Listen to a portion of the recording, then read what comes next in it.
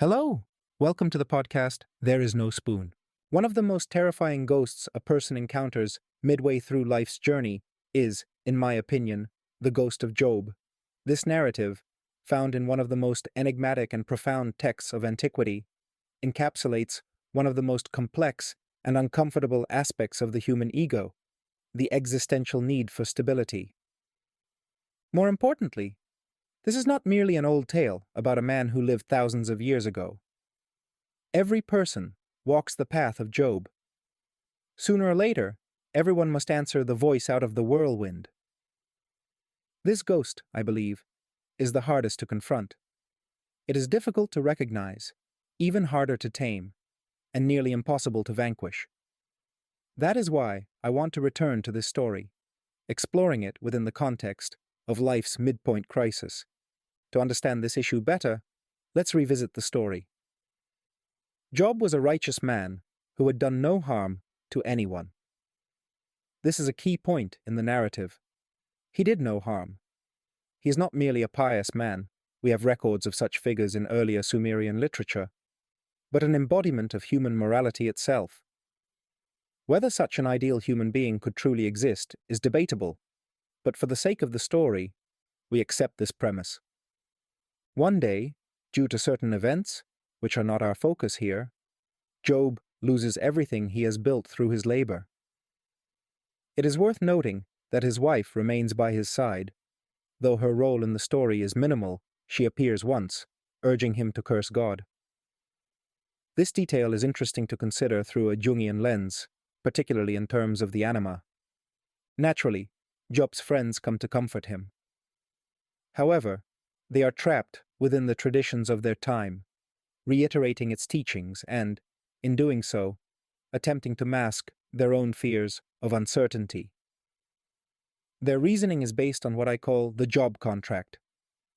The term contract is fitting, as the word covenant, as in the Old Covenant, literally means a contract with Yahweh. At the time, the Israelites believed they had a special contract with their God. In essence, it was this: follow the laws given by Yahweh, and you will prosper. Even Christianity, despite shifting focus, retained this logic. The rules became less rigid, but the underlying idea persisted. Follow the commandments, live according to God's will, believe in Christ, and you will be rewarded. This contract is something modern people adhere to implicitly, whether they are religious or not. But does it actually exist? Is it a rational agreement? The answer is unequivocal: no.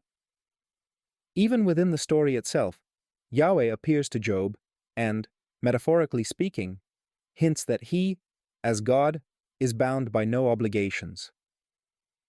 This is the theological aspect. The psychological side, however, is best captured by James Hollis, who says that from childhood, like Job, each person engages in magical thinking, believing they can make deals with the world and its deities. Such deals are, in part, an attempt to protect the vulnerable self against the overwhelming and often incomprehensible universe. Legally speaking, for a contract to exist, both parties must explicitly agree to its terms.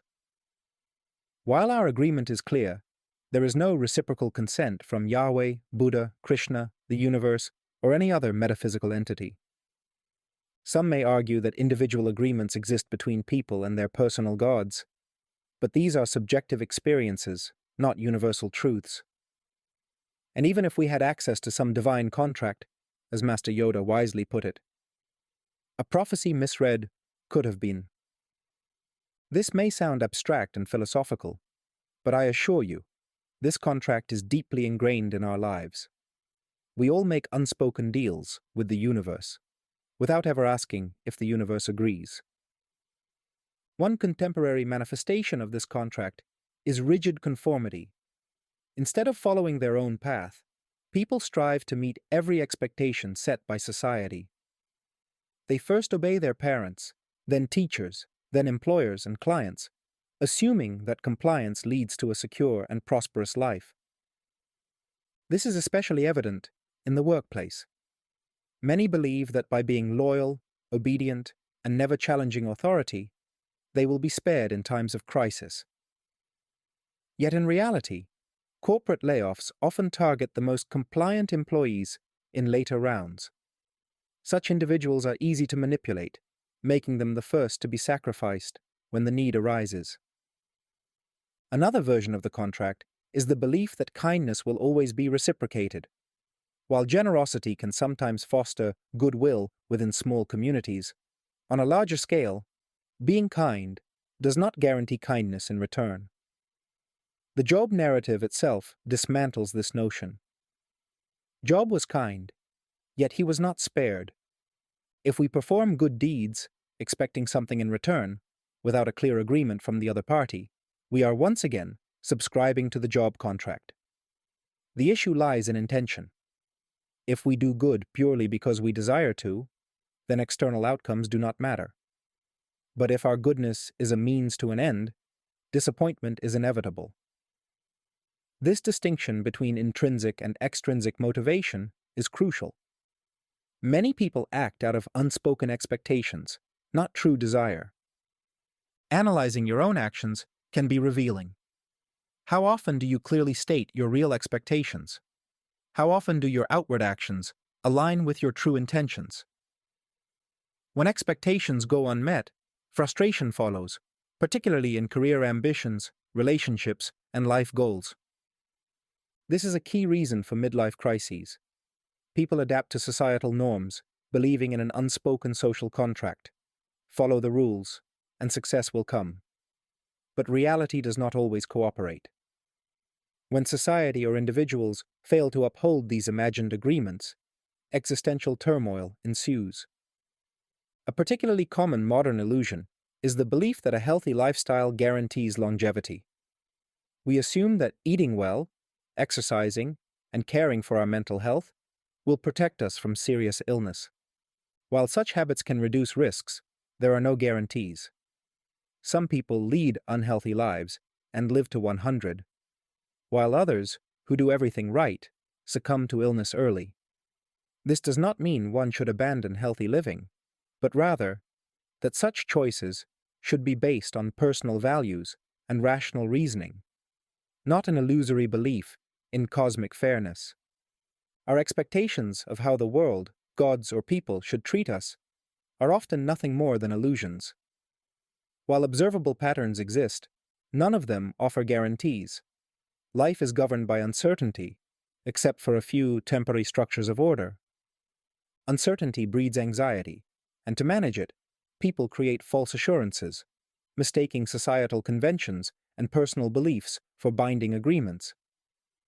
They assume they have made a deal with the universe, expecting it to uphold its end. For a time, this illusion holds, but eventually, an event will break the agreement. That breaking point is what triggers the crisis that marks the middle of life's journey. In closing, I am reminded of the wise words of Master Oogway from Kung Fu Panda. Yesterday is history, tomorrow is a mystery, but today is a gift. That is why it is called the present. This was the podcast, There Is No Spoon. Until next time.